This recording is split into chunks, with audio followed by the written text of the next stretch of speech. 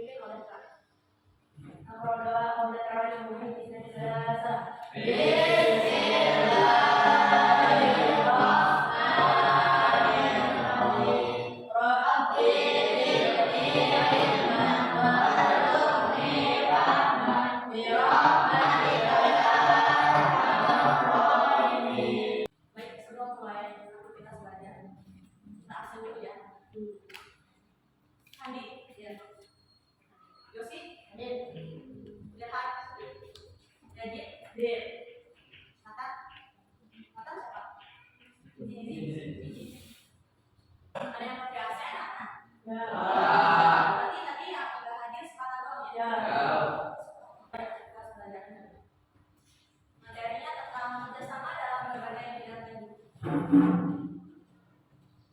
Kerjasama dalam berbagai bidang kehidupan yang dimiliki bangsa Indonesia merupakan kekuatan untuk mencapai tujuan nasional. Hal tersebut sesuai semboyan negara kita Bhinneka Tunggal Ika. Sebagai bangsa Indonesia, setiap warga negara harus memahami makna yang terkandung dalam semboyan Bhinneka Tunggal Ika. Maka itu masyarakat Indonesia harus terbiasa bersama dengan berbagai bidang kehidupan tanpa membeda-bedakan suku, adat istiadat, agama, dan bahasa daerah. Meski berbeda-beda, setiap warga negara harus tetap bersama bersatu padu dalam perjuangan mengisi kemerdekaan bangsa untuk mewujudkan nasional. Yakin negara yang merdeka, bersatu, berdaulat, adil. Arti penting kerjasama dalam berbagai bidang kehidupan masyarakat. Bangsa dan negara akan memperkuat persatuan dan kesatuan bangsa. Itulah mengapa kita harus menyadari adanya keberagaman dan kehidupan di masyarakat. Adanya keberagaman justru mendorong setiap warga negara mengembangkan kesatuan dan kesatuan bangsa. Oleh karena itu, dalam bergaul di masyarakat, setiap warga negara harus menjauhkan diri dari perilaku eksklusivisme. Sikap eksklusivisme dapat memecah belah persatuan dan kesatuan bangsa. Hal itu karena orang yang memiliki sikap tersebut sering membuat kelompok sendiri tanpa mau melakukan kerjasama dengan warga negara lainnya. Bentuk dari kerjasama atau gotong royong dalam kehidupan bermasyarakat, berbangsa dan bernegara dapat dilihat dari yang pertama, kerjasama dalam bidang kehidupan sosial politik.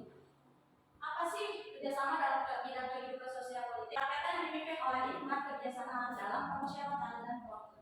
Pancasila keempat menegaskan bahwa Indonesia akan memelihara dan mengembangkan semangat musyawarah dalam keluarga, memelihara dan mengembangkan kehidupan demokrasi, memelihara serta mengembangkan kearifan dan kebijaksanaan dalam bermusyawarah tanpa tolak pelaksanaan kehidupan sosial politik bangsa Indonesia adalah gotong royong.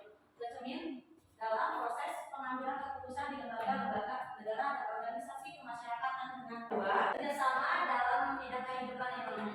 Dalam kehidupan ekonomi, kerjasama digambarkan pada Undang-Undang 1945 Pasal 23 A yang berbunyi pajak dan pungutan lain yang bersifat memaksa untuk kedua negara diatur dalam undang-undang. Pembangunan nasional untuk kesejahteraan dan kemakmuran rakyat dibiayai dari pajak. Setiap wajib pajak gotong royong membiayai pembangunan nasional melalui pembayaran landasan lain adalah Undang-Undang 1945 Pasal 33 Ayat 1 yang berbunyi perekonomian disusun sebagai usaha bersama berdasarkan asas kekeluargaan. Menurut Muhammad Hatta, Undang-Undang 1945 Pasal 33 Ayat 1 merupakan sokong guru sistem perekonomian di Indonesia. Artinya, kegiatan usaha ekonomi menggunakan prinsip kerjasama, saling membantu dan suasana demokrasi ekonomi yang mencapai kesejahteraan bersama. Wujud badan usaha yang dimaksud pasal itu adalah operasi yang berlandaskan prinsip kerjasama dan kekeluargaan. Salah satu asas operasi adalah gotong royong dan kekeluargaan. Keunggulan operasi dibandingkan badan usaha lainnya adalah dasar kesamaan artinya setiap anggota dalam operasi mempunyai hak suara yang sama. Kesatuan artinya setiap anggota dalam operasi mempunyai hak suara yang sama. Salah satu asas operasi badan usaha lainnya adalah dasar kesamaan artinya setiap anggota dalam operasi mempunyai hak suara yang sama. Kesatuan artinya setiap anggota operasi mendidik anggotanya untuk hidup sederhana, tidak boros dan suka menabung. Demokrasi ekonomi artinya imbalan jasa yang disesuaikan dengan jasa masing-masing anggota berdasarkan keuntungan yang diperoleh. Demokrasi kooperatif artinya koperasi dibentuk oleh para anggota didalamkan oleh anggota dan hasilnya untuk kepentingan anggota. Yang ketiga, sama dalam bidang kehidupan keamanan dan pertahanan negara. Pasal 30 ayat 1 Undang-Undang 1945 menyebutkan tiap-tiap negara berhak dan wajib wajib ikut serta dalam usaha pertahanan dan keamanan negara.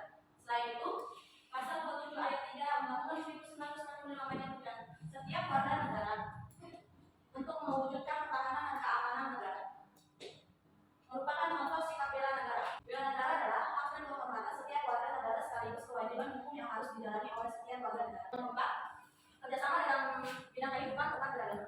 Pasal 29 ayat 2 Undang-Undang 1945 berbunyi, negara menjamin kemerdekaan tiap-tiap penduduk untuk memeluk agamanya masing-masing dan beribadah menurut agama dan kepercayaannya.